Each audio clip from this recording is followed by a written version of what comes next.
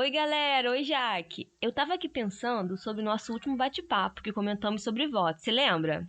Falamos também de eleições, três poderes, foi bem legal, eu já tô cheia de perguntas aqui na minha cabeça. Fala, galera! Já passou o dia 2 de outubro, hein? A gente já foi nas urnas. E sabe que tudo isso, Nath, eu fiquei pensando muito, sabe? E engraçado como o voto mexe com a gente, né? E tem o lance de ser ano eleitoral, porque muda muita coisa na rotina. Pois é, agora que você falou de mudança de rotina, eu nem tinha parado pra pensar nisso, cara. Como é que muda, né? Por exemplo, vemos muitos outdoors, aqueles cartazes enormes espalhados pela cidade, aquelas bandeiras balançando, às vezes presas, né? Às vezes com as pessoas segurando, muita gente distribuindo panfletos de candidatos, números de candidatos colados na paredes e Calma, mana, calma. Eu concordo com você que são muitas coisas que representam esse momento. Mas eu acho que a gente pode retomar a discussão sobre o que de fato as eleições representam. Quais são os cargos, as responsabilidades, e não só os candidatos, mas de todos nós brasileiros. tá aí, gostei, eu topo. Mas antes de continuar, eu vou me apresentar aqui. Oi, galera, eu sou a Nath. E aí, galera, aqui é a Jaque e tá começando mais um episódio do Um Dia Pode. Roda a vinheta. Um dia, Um dia. Um dia. Um dia. Um dia. um dia, um dia.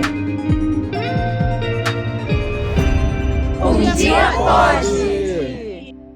Então, eu lembro que a gente falou de voto consciente, desse lance de votar e saber quem é o candidato ou a candidata, e que a gente realmente acredita e quer que nos represente. Isso, a gente falou no episódio anterior que no dia 2 de outubro a gente ia às urnas, né, para eleger 5 candidatos ou candidatas. E aí seriam eles: governador, senador, deputado federal, deputado estadual e presidente. É muita gente para analisar, né? Nossa, nem fala, é mesmo já. E mais do que analisar, a gente precisa saber o que cada um deles faz, porque assim a gente vota de maneira consciente, podendo fazer as devidas cobranças depois, o que é muito importante, né? Será que a galera em casa que tá nos ouvindo sabe quais são as respectivas funções de cada um dos candidatos que atuam diretamente na nossa política? Olha, eu acho muito importante falar. Inclusive, eu lembro que no episódio anterior a gente ficou de explicar, né, os três poderes: o executivo, o legislativo, o judiciário. Bom, Nath, eu sei que você andou pesquisando aí, então já lança a brava pra nós e fala sobre o executivo. Nossa, andei mesmo, que eu fiquei super curiosa pra saber desses poderes aí um pouquinho mais. Então, ó, quem atua no poder executivo vai ter a função de executar, como o próprio nome diz, né? Fiscalizar e gerir as leis. E quem está à frente desse poder? A gente está falando, respectivamente, do presidente da República, que tem outras atribuições importantes, como fazer nomeações para cargos expressivos, como, por exemplo, escolher os ministros, tipo da cultura, da saúde, educação, sabe? E também para cargos específicos, como, por exemplo, os diretores do Banco do Brasil, aquele que emite o dinheiro, você sabe?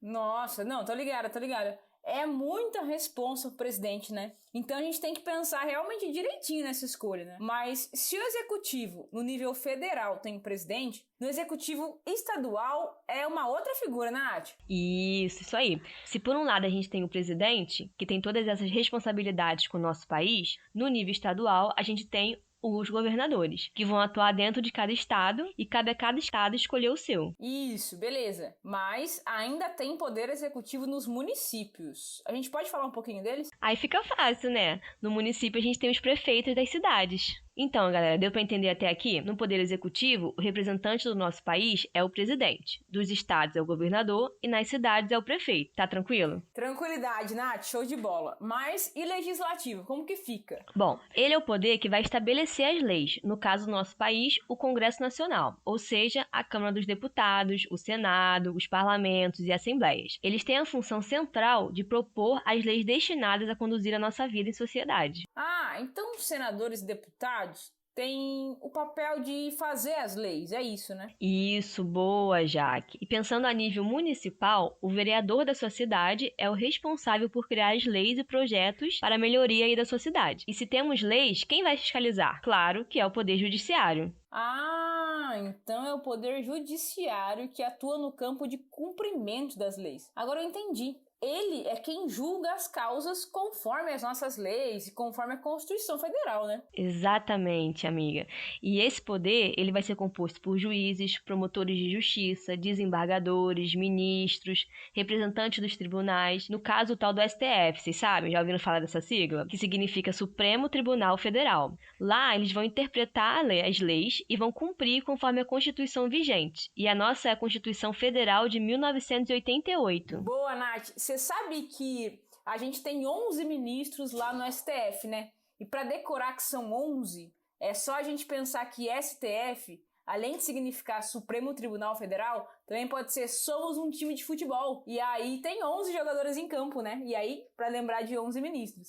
Mas são muitos cargos, né? Muitas obrigações a cumprir. E se nós aprendermos sobre cada um, fica mais fácil de votar, né? Nossa, já que eu nunca tinha pensado nisso, agora eu nunca mais vou esquecer a quantidade de vereadores que tem. É isso aí, bem mais fácil e tentar não votar branco ou nulo, por exemplo. Mas como assim votar branco ou nulo? Então, são aqueles votos que chamamos para quem não quer votar em nenhum candidato que está se elegendo. No caso do voto em branco, ele é considerado um voto conformista. Ou seja, o eleitor que utiliza essa forma de voto é considerado um sujeito satisfeito com qualquer um dos dois candidatos. Inclusive, Jaque, a urna eletrônica possui até uma tecla específica que, quando acionada, registra o voto em branco, embora ele não seja contabilizado para o resultado eleitoral. Peraí, deixa eu ver se eu entendi. Se eu não sei em quem votar, as opções são válidas, mas não consigo escolher. Se eu quero votar branco, eu pressiono o botão branco, presente na urna, e depois confirmo. E ele não é um voto considerado válido. Não beneficia nenhum candidato ou partido, é isso?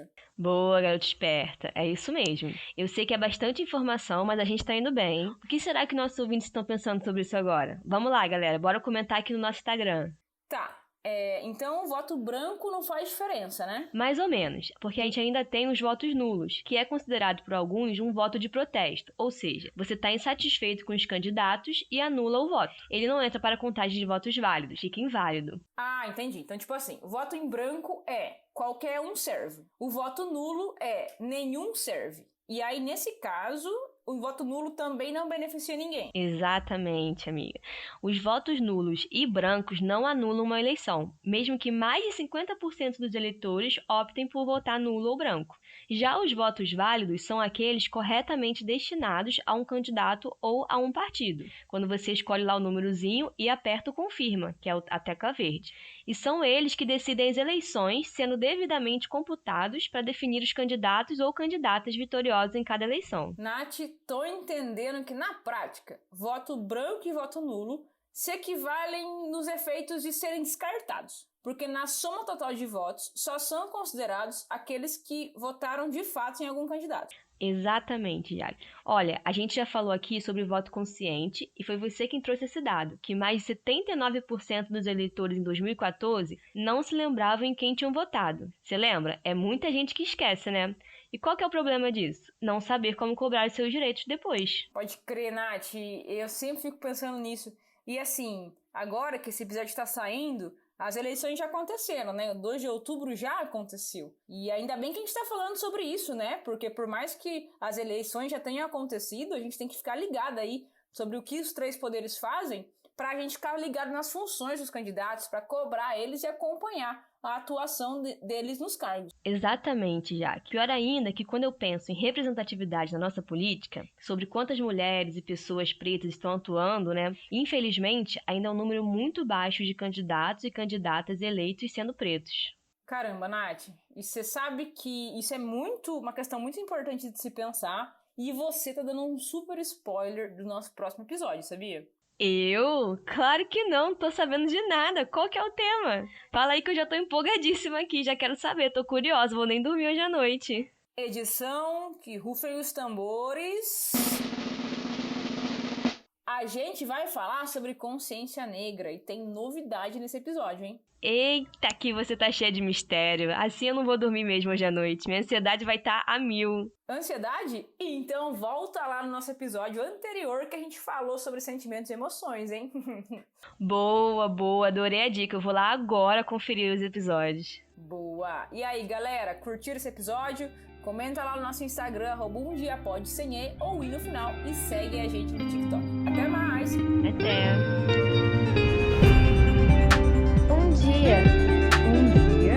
Um dia. Um dia. Um dia. Um dia. Um dia. Um dia. Um dia pode.